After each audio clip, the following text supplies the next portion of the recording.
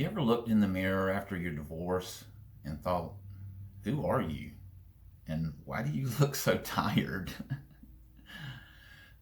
After divorce, it's easy to feel like you've lost parts of yourself. It doesn't just split assets, it splits your identity into who am I and what was my Wi Fi password again?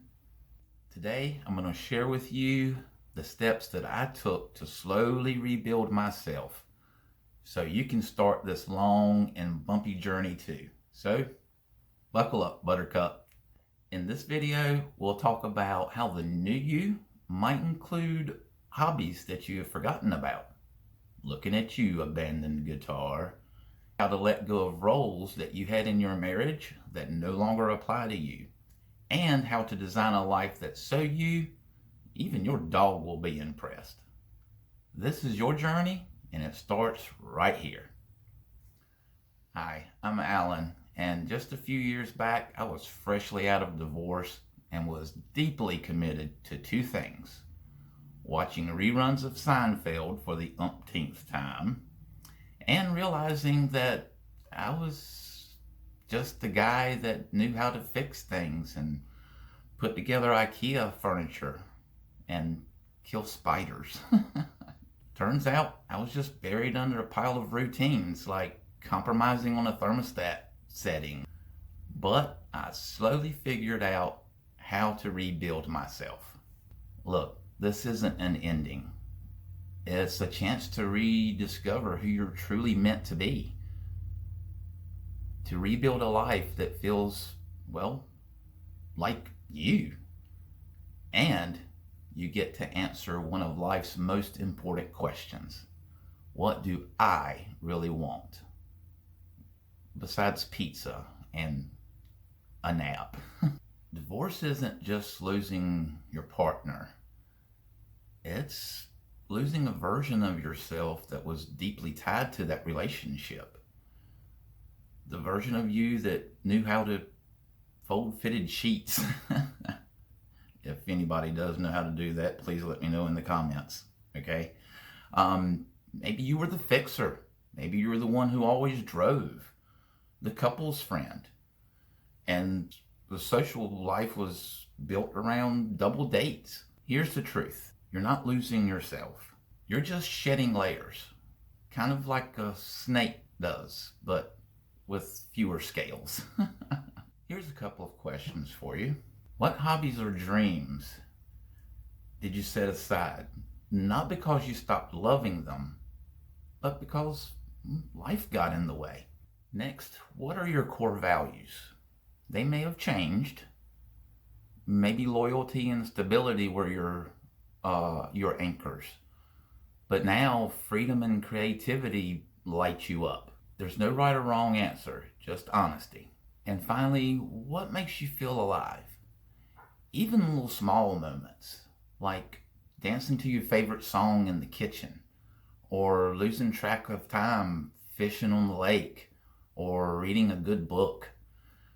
Those little sparks matter. They're clues to who you are at your core. Try one new thing every week. Take a salsa class.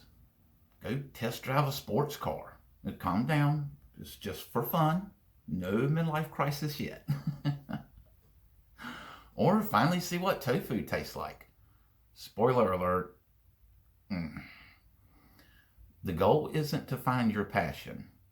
It's to remember what curiosity feels like. Remember, this isn't about becoming a new you. It's about meeting the real you. The one that's been buried under piles of compromise. Maybe you'll rediscover that you love painting. Maybe you'll find out that you hate painting. Abstract blobs of art is art, okay? Maybe you'll find that you love woodworking.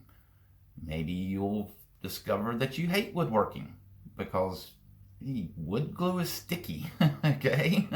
Look, you don't have to have it all figured out. Just stay curious, and if all else fails, there's always pizza, or ESPN, and reruns on Netflix, and therapy.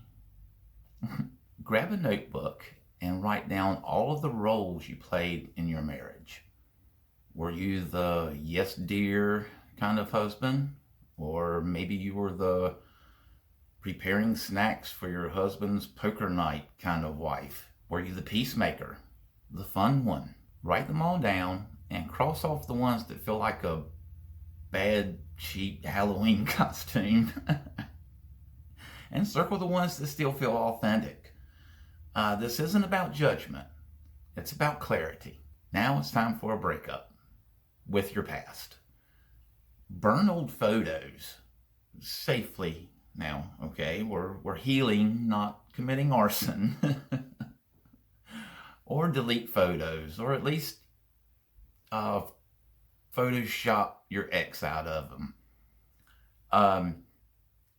Donate that couple's cookbook that, let's be honest, was really just a doorstop. A buddy of mine that was going through a divorce told me that he used his wedding photos as kindling on his first solo camping trip. Hey, no judgment here, it's just what he told me. Look, this isn't about erasing your past. It's about honoring how far you've come and making room for what's next. Every role you played, every lesson you learned, even the hard ones, taught you something. Now it's time to use those lessons to build a life where you're the director and not a supporting character. Rediscovering yourself doesn't mean you have to quit your job or move across the country. In fact, it's the little tiny things, everyday steps that lead to the biggest shifts. Start with rearranging your furniture in the living room, or take a coworker out for coffee, somebody that you've never really gotten to know. Even something as small as trying a new recipe or wearing something you've always loved but never dared to wear. Those things can signal to yourself, hey, I'm ready to try something different. These little acts are like whispers to your soul that say, I'm here and I'm listening. Now look, trying new things is probably going to feel awkward at first. Maybe you'll walk into that yoga class and feel like everybody's staring at you. Or maybe you'll stumble over your words on a first date with yourself. And yes, solo dates count. But here's the thing. Growth doesn't happen in your comfort zone. That discomfort, that's you stretching yourself. Think of it like a muscle after you work out. It's sore. That's how you know it's getting stronger. So if your hands shake and your voice wobbles, just take a deep breath and say, this is me growing. Every tiny step deserves a victory dance. Hey, did you try a new hobby? Great. Did you stand up for yourself instead of staying silent? Add that to the win list. These moments might seem small, but they're rebuilding your confidence muscle. One rep at a time. Keep a journal. Text a friend. Tell your reflection in the mirror. Because here's the thing. Rediscovering yourself, it's not about reaching a finish line. It's about collecting those small little victories along the way that says to yourself, hey, I'm doing this. I can do this. Surround yourself with people who celebrate the real you, the version that's emerging from this journey. Maybe some friendships from the past don't fit anymore, and that's okay. Find the people who inspire you, who don't judge you. Sign up for a class or join a group in your neighborhood, or even a online community that shares your newfound interests. Somebody who knows you for you and not as John's wife or Sarah's husband. Your people are out there waiting for you. Go find them. If you found this video of value, please give me a like. And remember, as always, You're not starting from scratch. You're starting from experience. Oh, and by the way, your Wi-Fi password is probably on your router. You got this. I'll see you in the next video. Thanks for watching.